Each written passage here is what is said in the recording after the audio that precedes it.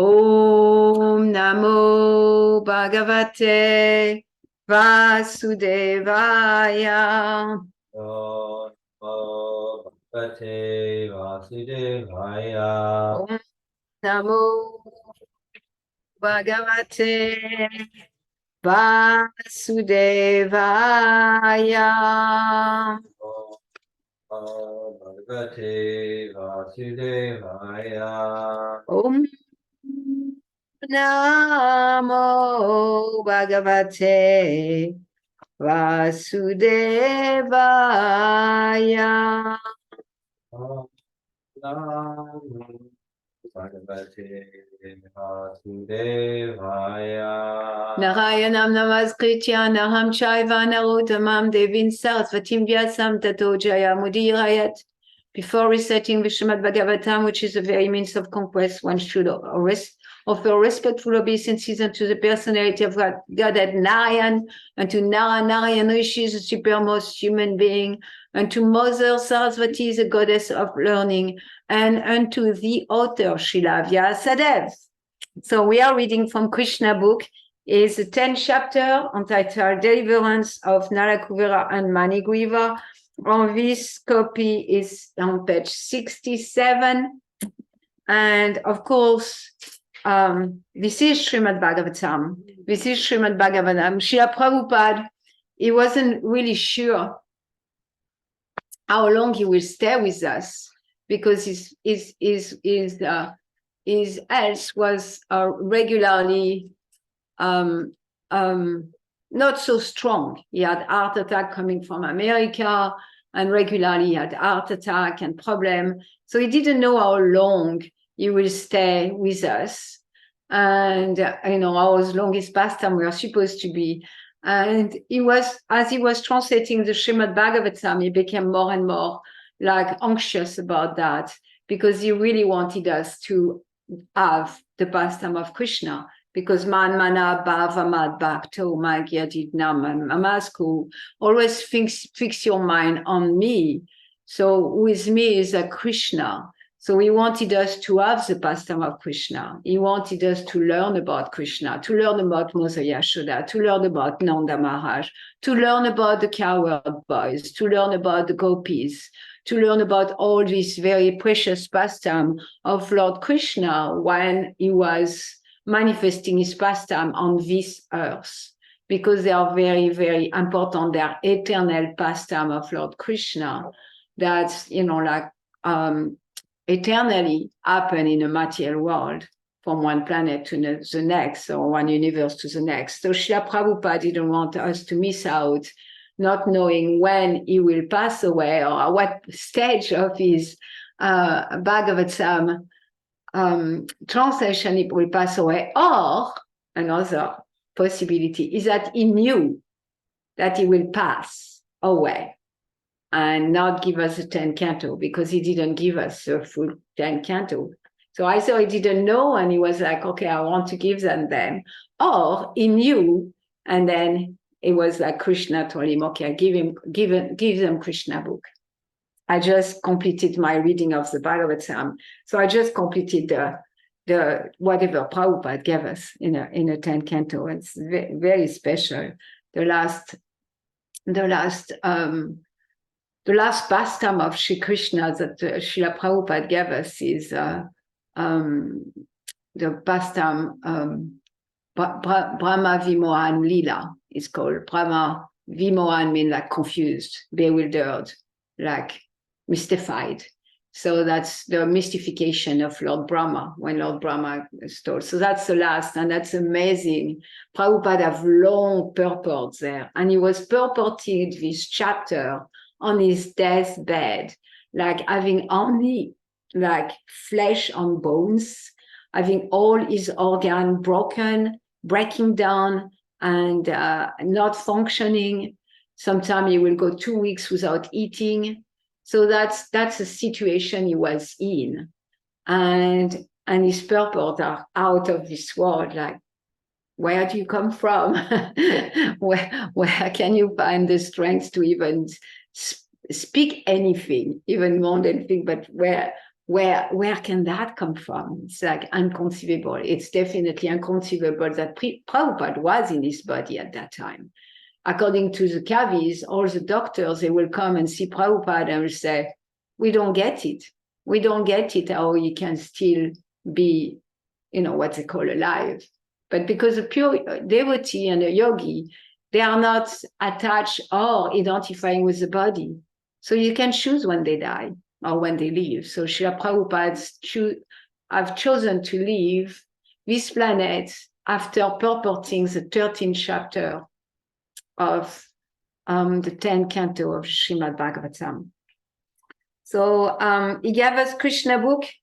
So that's where we are going to read in Krishna book. At the end of Krishna book, Srila Prabhupada said, Krishna book contains everything. You can, if you want to read only one book, just read Krishna book again and again and again. And I have done that, reading Krishna book again and again and again. And all the philosophy of the Bhagavad Gita is in Krishna book. All the philosophy that's on the entire Srimad Bhagavatam is in Krishna book. So if we are, if reading is difficult, or if we just want to focus on one book, then Krishna book is the book. Okay, so that was the introduction. And of course, on the 16th, like just in a few days, on Thursday, we are going to commemorate Srila Prabhupada's departure from this earth. So please participate. It's going to start at 6 o'clock. You can participate in person or online. We are going to have a program remembering Srila Prabhupada, celebrating Srila Prabhupada, and also allowing ourselves to experience the separation of not having Prabhupada on the planet anymore. So a few weeks ago or 2 weeks ago, I don't remember, we read the pastime of Damodar. That's connected with that song that we sing every morning, Damodar Astakam, where Mother Yashoda, like Krishna, Mother Yashoda was boiling milk and churning butter all at the same time. She was multitasking. Usually our maid will do that. But in a Bhagavatam, there is more details about that pastime, and I just read it, so it's very clear. It's very fresh in my mind. Anyway, because Krishna was always going to the neighbor's house to steal butter, and the gopis were complaining to Mother Yashoda that Krishna is stealing butter. Then Mother Yashoda said, wow, maybe their butter is better than mine. I need to do something about that. And thus there was Nanda Maharaj. He had most cows. He have many cows, and there was different pasturing grounds. And there was a pasturing ground where the grass was very sweet. The grass was so sweet that the milk was sweet. The milk had a different flavor. So Mother Yashoda, usually she will not do so much household tasks, but she said, okay, I need to take care of that. I need to handle that. I need my little Krishna to be fully satisfied that he doesn't need to steal from the neighboring gopis. So what she did is that she kept the milk from those special cows. And then she decided, I'm going to boil, like what's happened in a cow economy or milk economy at that time is that you have fresh milk. And when the fresh milk you consume is that fresh milk. And then after that, right away, you turn it into butter. And to turn it into butter, you first boil it, and after you put your culture. And after after that, when you have you turn it into yogurt. And then when you have your yogurt, then on the top of the yogurt, there is some cream, like the brown cow yogurt, they have a layer of cream like that. I don't know if you ever had that yogurt, but there's a big layer. So that cream, you take it and then you churn it. When I was in Gitanagari, I was living on a farm, Srila Prabhupada's farm, and we were making butter, and we were taking jar, And then you do that with a jar forever, some little jar. And then you have butter at the end. So it's quite far out to see the process. But anyway, they are churning roads. And some other Yashoda, she was churning. Krishna, we know, wanted to disturb her and say, oh, I want milk. I want your milk. I don't want to cow milk. I want your milk. And then she had a pot of milk that was boiling. So when the pot of milk was boiling, it was a pot of milk for Krishna. So everything is for Krishna in Mother Yashoda's. And so she already had fed Krishna her milk. She put him down and went to attend to the boiling milk. And Krishna didn't like that. He became very, very angry. And we know, like, he broke the pot of yogurt and he distributed to the monkey, and then he ran in fright of Mother Yashoda, like we just read. And then after Mother Yashoda, she's cutting him and binding him. And when she was binding him, he uses mystic power in such a way that nobody can bind Krishna. We cannot bind Krishna, and even Mother Yashoda cannot bind Krishna. But Mother Yashoda, out of her love, she transpired, and she was so tired trying to tie Krishna. She called on everyone, all the neighboring gopis. They brought their ropes. They brought all their ropes and they put them one after another. And still she couldn't tie Krishna. And she was like, oh God. And then when she really came to a place like, how may I place here? Then Krishna smiled and he let her tie, because Krishna is not tied by rope, but he can be tied by our love. And then, so she tied him to a grinding mortar. And then when he was in a grinding mortar, Krishna saw 2 Arjuna trees. And that's what's going to happen now. Okay, so let's do it. So it's 10th chapter, Deliverance of Nalakuvera and Manigriva. The story of the cursing of Nalakuvera and Manigriva and their deliverance by Krishna under the all-blissful desire of the great sage Narada is here described. So who are those 2 Arjuna trees? Let's hear it. The 2 great demigods, Nalakuvera and Manigriva, were sons of the treasurer of the demigod, Kuvera, who was a great devotee of Lord Shiva. By the grace of Lord Shiva, Kuvera's material opulences had no limit. As a rich man's sons often become addicted to wine and women, so these 2 sons of Kuvera were also addicted to wine and sex. Once, these 2 demigods, desiring to enjoy, enter the garden of Lord Shiva in the province of Kailash on the bank of the Mandakini Ganges. There they drank much and engaged in hearing the sweet singing of beautiful women who accompanied them in the garden of fragrant flowers. In an intoxicated condition, they both entered the water of the Ganges, which was full with lotus flowers, and there they began to enjoy the company of the young girls, exactly as a male elephant enjoys the female elephant within the water. Damayanti, would you like to continue? Mhm. I'm going to get my name. While they were thus enjoying themselves in the water, all of a sudden Narada, the great sage, happened to pass that way. He could understand that the demigods, Nala Kubara and Manigriva, were too intoxicated and could not even see that he was passing. The young girls, however, were not so intoxicated as the demigods, and they at once became ashamed at being naked before the great sage Narada.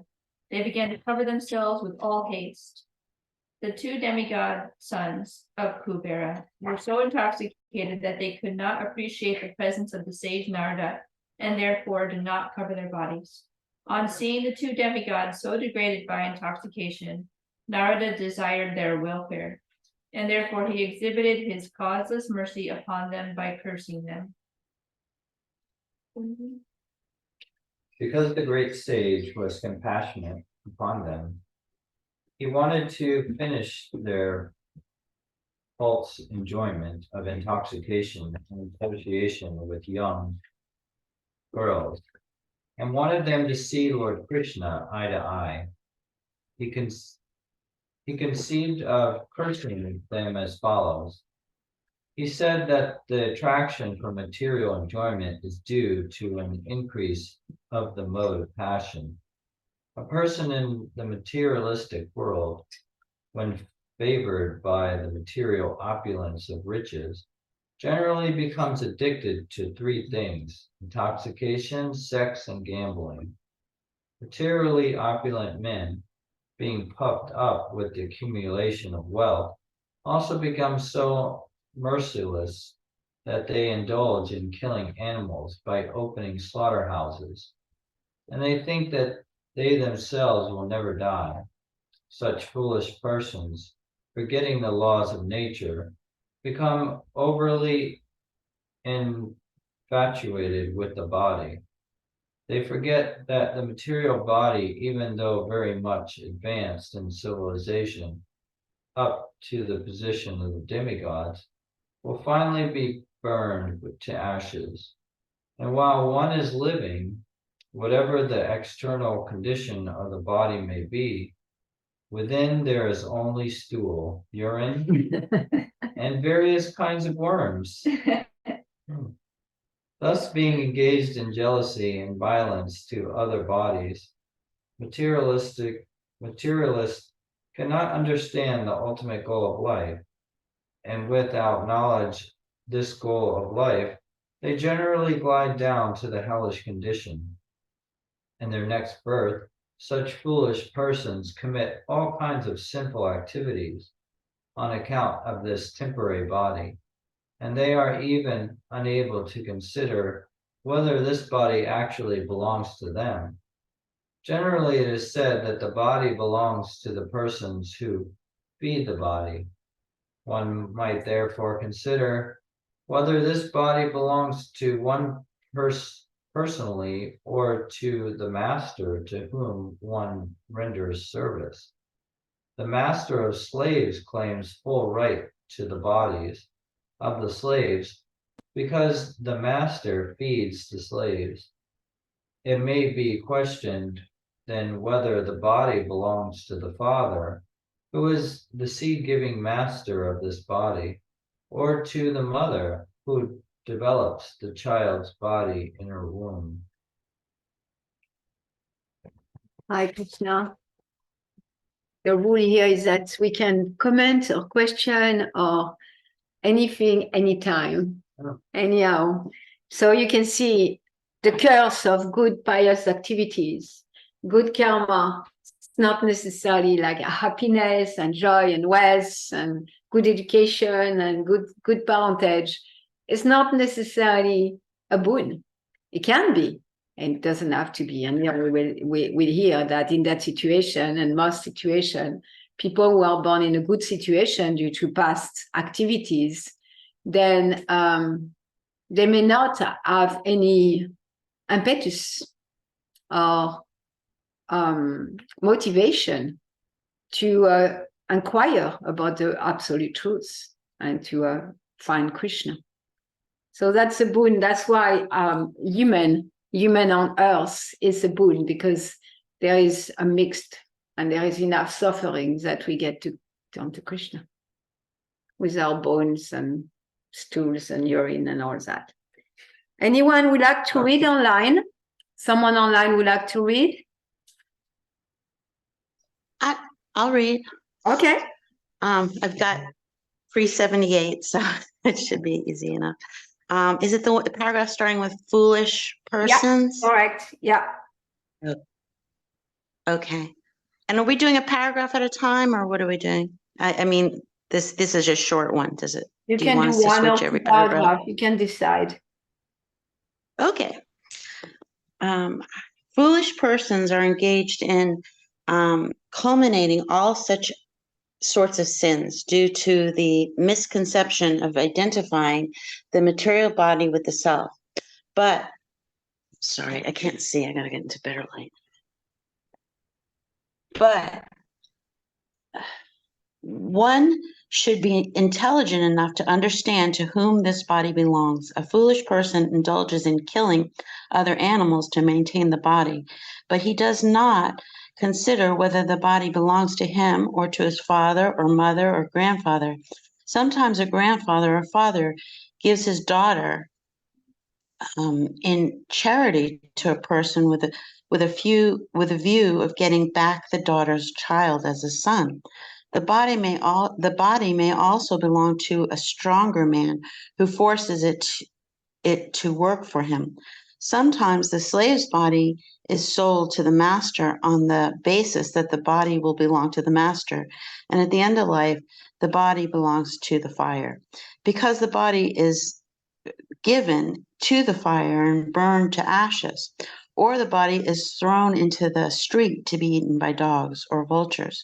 Before committing all kinds of sins to maintain the body, one should understand to whom the body belongs.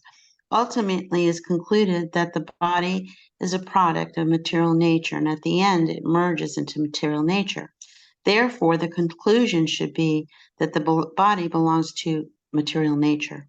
One should not wrongly think that the body belongs to him. To maintain a false possession, why should one indulge in killing? Why should one kill innocent animals to maintain the body?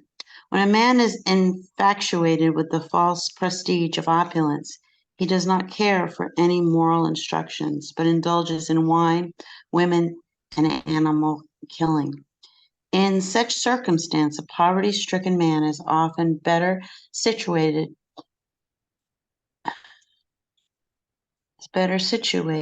because a poor man thinks of himself in relation to other bodies. A poor man often does not wish to inflict injuries to other bodies because he can understand more readily that when he himself is injured, he feels pain. As such, the great sage Narada considered that because the demigods Nalakavara and Manigriva were so infatuated by false prestige, they should be put into a condition of life devoid of opulence. I'm going to stop there. Thank you. Thank you. Any comment, question? I really like the logic of Sukadev Goswami and Srila Prabhupada about the body. You know, we are ready to do anything to maintain this body, including killing poor innocent animals and, you know, like working hard and doing so much for this body, when in fact the body doesn't even belong to us. And at the end, it's like thrown away or, you know, going to the vulture or buried or going to the fire. And Sukadev Goswami and Srila Prabhupada, they are giving an extensive vision of that. Okay, who does it belong to anyway?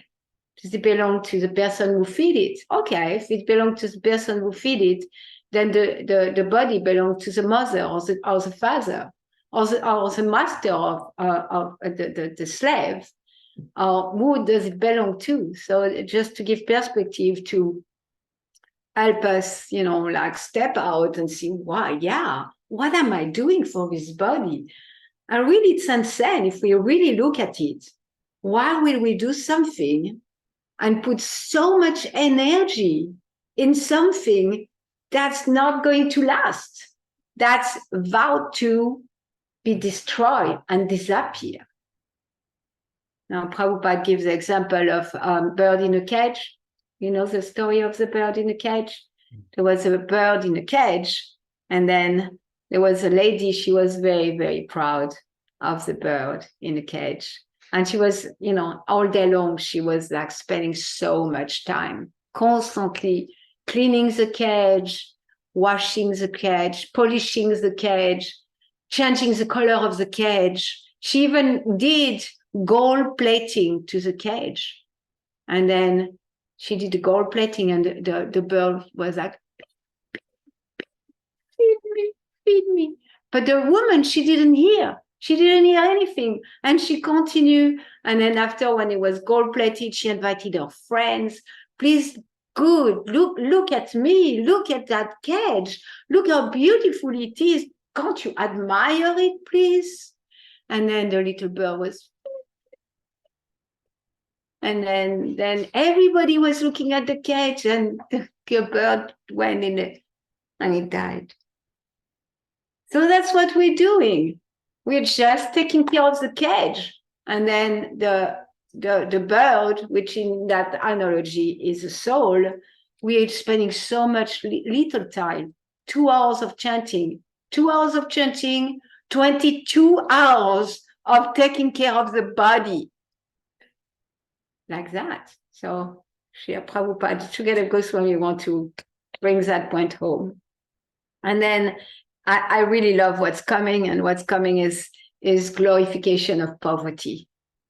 And it's part of the verses from Sukadeva Goswami and Srila Prabhupada expand on it, because the Western world is so much of glorification. Like your self-worth is your net worth. And in America is so strong, way stronger than in Europe. I didn't feel it growing up. But in America, that sense that you are someone if you have money in your bank account, and you need to have money in your bank account to feel good about yourself. It's so strong in this country. You know, like that's what I noticed in my lifetime here. Security. A sense of security. A sense of from the finances. The sense of security, a sense of who I am, the sense of my being appreciated. So many things come. Worth anything. If you're worth anything, you're worth anything according to what's in your bank account. Yeah, I could relate to that, being in South Florida and having a different experience down there than up here in this area. I felt like it was a little bit different. Like in South Florida, I felt like a female bodied person wouldn't even have a conversation with me unless they like could see that I had some worth, financial worth. Like, whereas up here, it didn't matter. Like I could have a conversation with a female. It doesn't matter what my self-worth was as much. It's really extreme. I had a more extreme. I imagine around South Florida. Yeah, I was like, this is so crazy. Your self-worth is your net worth. Yeah. So I could relate to that. But I was also like, I wanted to comment on taking care of the body. Yeah, it's like, why even take care of the body if it's not even yours? It's not yours. It's going to die. So that's a question to ask oneself. Like, well, what's the point in taking care of your body? Like, to be in that question, like, what's the purpose of taking care of the body if it's not even yours? Question and to question that. Yeah. To question that and to land in a place like, yes, I'm going to take care of the body, but not because I am the owner of the body, not because the body is me, but because I need that vehicle to go back to Godhead. Mm-hmm. Yeah. Or, to, give in gratitude and thankfulness of receiving the body, giving back to the owner of the body. Mm-hmm. Like, I feel like knowing that this is not our bodies, it's like, I feel like it's a great platform to lead to like our ultimate service. Mm-hmm. Because it's like, if we really understand that these bodies are not ours and who the owners of the body is, like, we would be living a completely different life. Completely different life if we understand that, because most of our days, most of our time is really dedicated to the body. Mm-hmm. Yeah. Thank you for sharing. Okay. Anybody else? Question, comments? Otherwise, we can continue reading. Someone would like to read online? Another person would like to read online? We are reading from Krsna book, chapter 10, because this month is a month of Damodar, and we sang that song, and in that song there is the pastime of Nala Kuvera and Manigriva. Anyone would like to read online? I'm sorry. Can I just make one comment to the last please. paragraph? Sorry to make a comment. Yeah, sorry it took so long. The one thing I liked out of that last one is like when he said a poor man would have more compassion, basically, and not want to hurt others. I thought that was a really sweet point, like just showing that was just one way, but just going back to You know, Mhm. by suffering, we sometimes become more When aware we're of other pink. people's suffering. Yeah. Yeah, and I just thought that was a sweet point. That's all. I just want to comment on it. Yes. Sukadev Goswami, sorry, I forgot that one, but Sukadev Goswami, it will be expanded more, but Sukadev Goswami said, like, when we are being pricked by pain, understand the suffering of others who have been pricked by pain. So that's, yeah, a person who is poor will have more compassion than a rich person, you know, at least most of it. Okay, so let's continue reading. Oh, a person who has been pinpricked in the body does not wish others to be pricked by pins. So that's what I just said. That Sukadev Goswami makes that point. A considerate man in the life of the poverty, in the life of poverty, does not wish others to be also put into that condition. Generally, it is seen that one who has risen from the poverty-stricken life and become wealthy creates some charitable institution at the end of his life, so that other poverty-stricken man might be benefited. In short, a compassionate poor man may consider others' pain and pleasure with empathy. A poor man may be seldom puffed up with false pride, and he may be freed from all kinds of infatuations. He may remain satisfied by whatever he gets for his maintenance by the grace of the Lord. This is such a nice place to be, remain satisfied. It said, like, the austerity of the mind is satisfaction. So to remain satisfied by whatever he gets for his maintenance by the grace of the Lord. That's such a beautiful place to be in. To remain in the poverty-stricken condition is a kind of austerity. According to Vedic culture, therefore, the Brahmins, as a matter of routine, keep themselves in a poverty-stricken condition to save themselves from the false prestige of material opulence. False prestige due to advancement of material prosperity is a great impediment for spiritual emancipation. A poverty-stricken man cannot become unnaturally fat by eating more and more, and on account of not being able to eat more than he requires, his senses are not very turbulent. When the senses are not very turbulent, he cannot become violent. That's there's so many points in glorification of poverty, and that's refreshing because this world is the opposite of that. So, like, so many, like, compassion, and there is also a point that's going to be made, but also like open to spiritual life, open to be satisfied with what comes. Like, often we find people who have very little, they will have a sense of gratitude to what they receive versus someone who is entitled. Like, I'm receiving, of course, I should have all that what I have. And then the last point is really interesting, that someone in poverty stricken will eat only to maintain the body.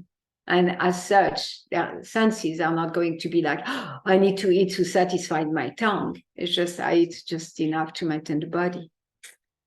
I'm reading one more paragraph here, unless it's a long paragraph. Yeah, I'm going to read one more paragraph. Another advantage of poverty is that a saintly person can easily enter a poor man's house, and that the poor man can take advantage of the saintly person's association. A very opulent man does not allow anyone to enter his house. Therefore, the saintly person cannot enter. According to the Vedic system, a saintly person takes the position of a mendicant, so that on the plea of begging something from the householder, he can enter any house. The householder, who has usually forgotten anything about spiritual advancement because of his busy maintaining family affairs, can be benefited by the association of saintly person. There is a great chance for the poor man to become liberated through association with a saint. Of what use are persons who are puffed up with material opulence and prestige if they are bereft of the association of saintly persons and devotees of the Supreme Personality of Godhead. So another point, so many points. It's like advocating for poverty. I really love that part of a Krishna book, advocating for poverty. So Srila Prabhupada said, like, sometimes his disciple, they were going to door to distribute books.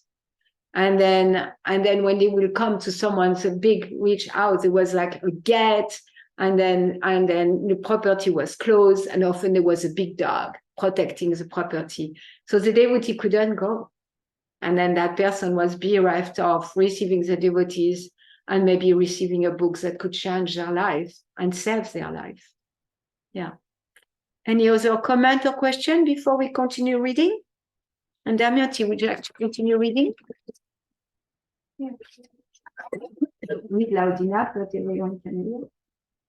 Okay, the great sage Narada thereafter thought that it was his duty to put those demigods into a condition where they could not be falsely proud of their material opulence and prestige. Narada was compassionate and wanted to save them from their fallen life. They were in the mode of darkness, and being therefore unable to control their senses, they were addicted to sex life. It was the duty of a saintly person like Narada to save them from their abominable condition. In animal life, the animal has no sense to understand that he is naked. But Kuvera was the treasurer of the demigods, a very responsible man, and Nala Kuvara and Manigriva were two of his sons. And yet they became so animalistic and irresponsible that they could not understand, due to intoxication, that they were naked. To cover the lower part of the body is a principle of human civilization, and when a man or woman forgets this principle, they become degraded. Narada therefore thought that the best punishment was for them to Narada therefore thought that the best punishment for them was to make them immovable living entities, or trees. Trees are by nature's law immovable. Although trees are covered by the mode of ignorance, they cannot do harm. The great sage Narada thought it fitting that although the brothers, by his mercy, would be punished to become trees, they continued to keep their memory to be able to know why they were being punished.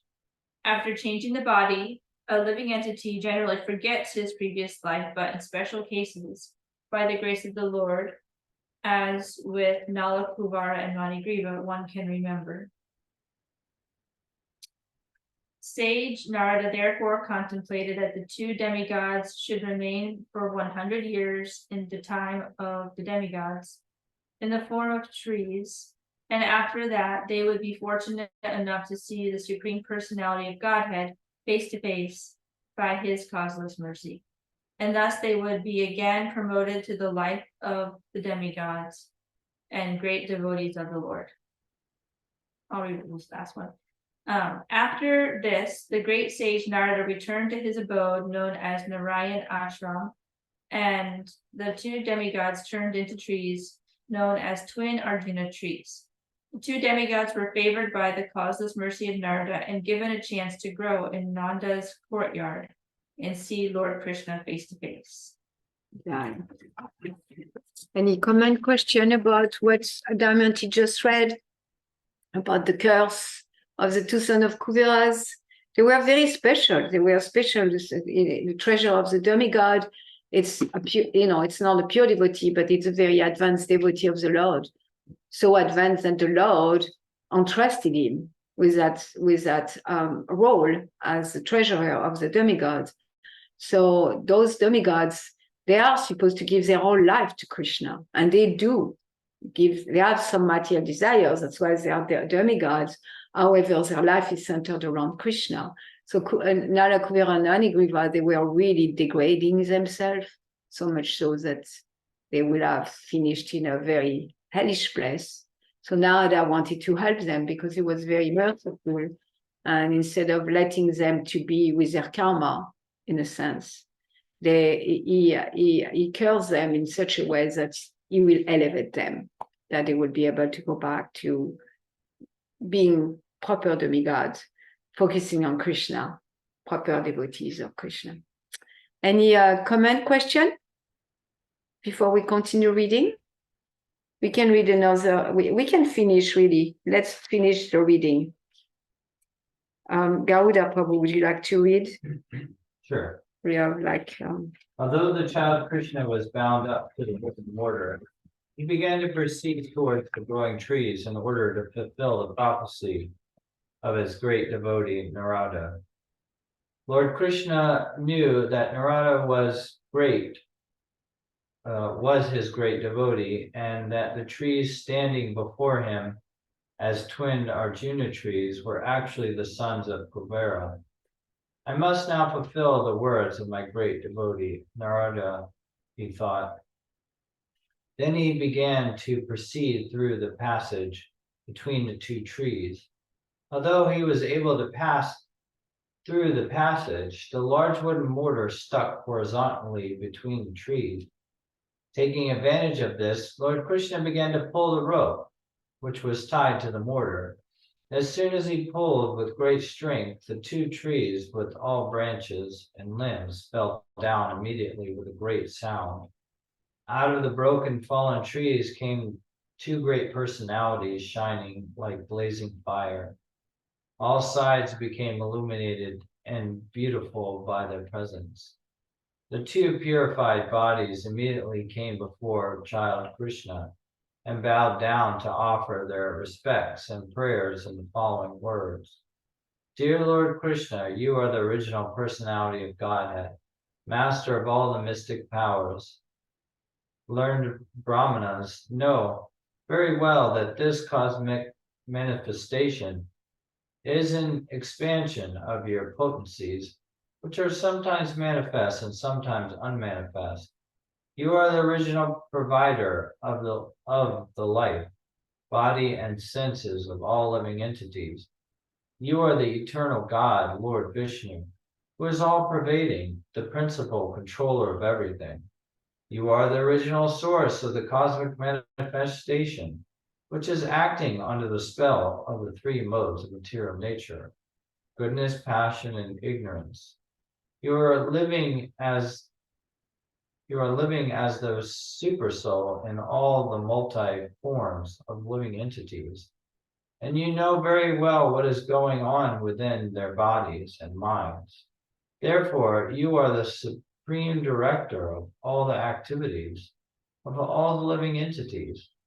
But although you are in the midst of everything which is under the spell of the material modes of nature, you are not affected by such contaminated qualities. No one under the jurisdiction of the material modes can understand your transcendental qualities, which existed before the creation.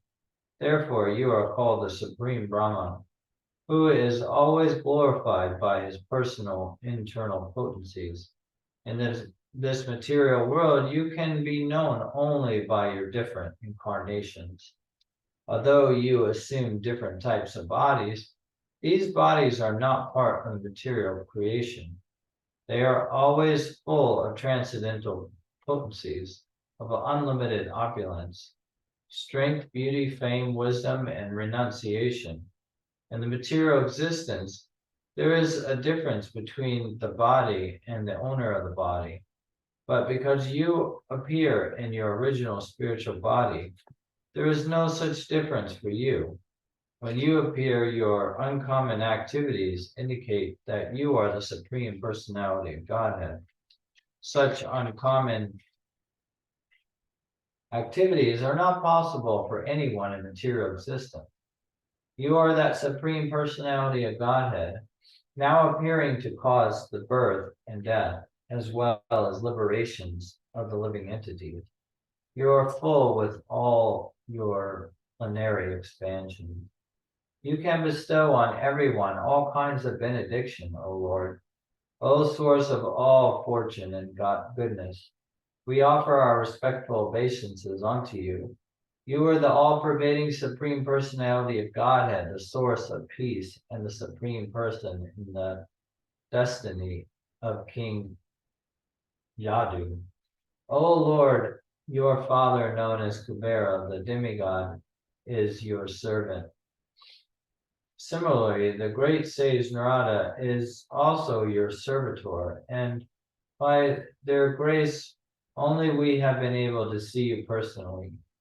We therefore pray that we may always be engaged in your transcendental loving service by speaking only about your glories and hearing about your transcendental activities. May our hands and our other limbs be engaged in your service, and our minds always be concentrated at your lotus feet, and our heads always bow down before the all-pervading universal form of your lordship.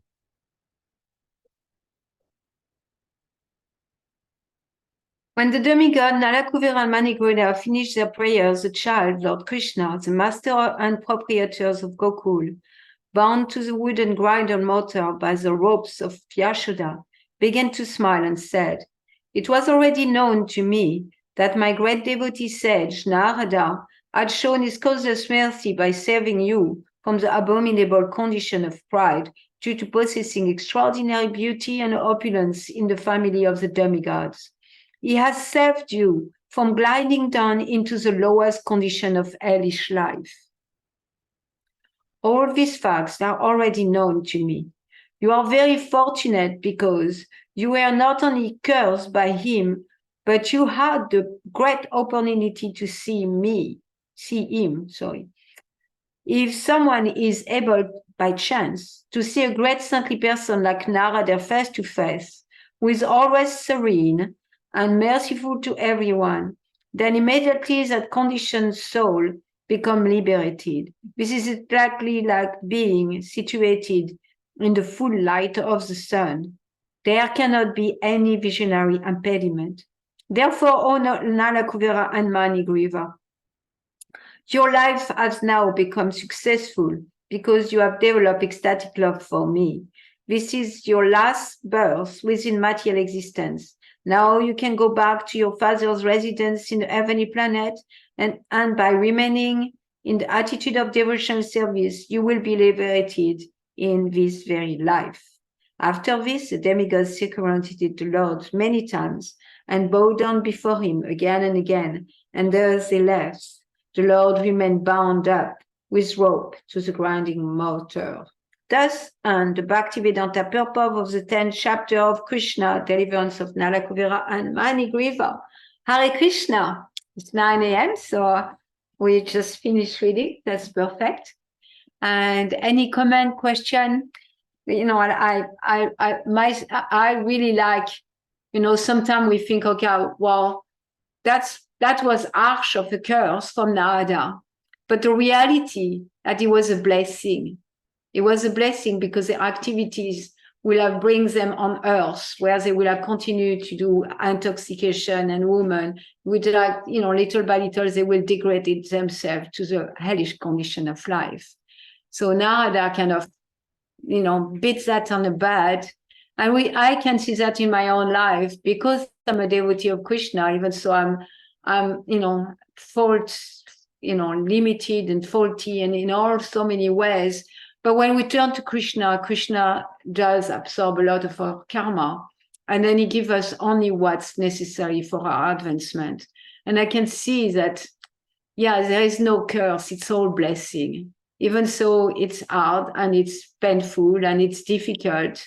It wasn't easy for the son of Kuvera to be, you know, standing as tree for hundreds of years like that and remembering. We don't remember, but even if we don't remember, we suffer, and the suffering is never in vain. When, as soon as we give our life to Krishna, the suffering is not in vain anymore, and it's all blessing. Any comment, question? Any experience? What's happening for you now that we read this past time? The beautiful curse of Narada and the glorification of poverty. What's happening for you? Hare Krishna. Any comments? Yeah, Damayanti, you want to share? This morning I was contemplating my focus, like where I focus. And like, I don't think there's some deep thing that I need to uncover inside about why I have my habit the way that I think, or the way that my habits or conditioning. But at this point, just to turn my focus, you know, to Krishna.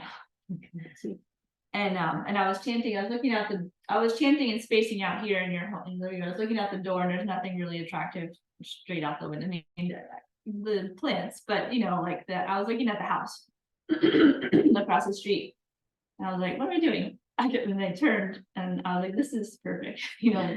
The altar. Yeah, and then it like was kind of like doubling my realization. Like, I could just, I mean, I could focus on all the problems, and there are going to be endless problems. If I look at material nature, Bottomless. bottomless problems, and I have such a habit of looking for problems, looking at what's wrong, what's missing. It's like strong habit. Anyway, but I really don't want, despite the habit, I really don't want to be so consumed with how everything seems wrong. And I'm looking at the material nature, and everything is out of alignment here in a way. At least most things. But Perfect. it's perfect that way, but where do I want to focus? You know, so anyway, I had like that moment, and then it was nice to just open up Krishna book and continue to get absorbed in something perfect, really actually something extraordinarily beautiful, and like just something totally transcendental, above material nature. So I'm really focused on material nature, and then I just having that realization that like I could just like spin and turn and face a different direction, and it feels like a new option. Like, oh, I can focus on Krishna.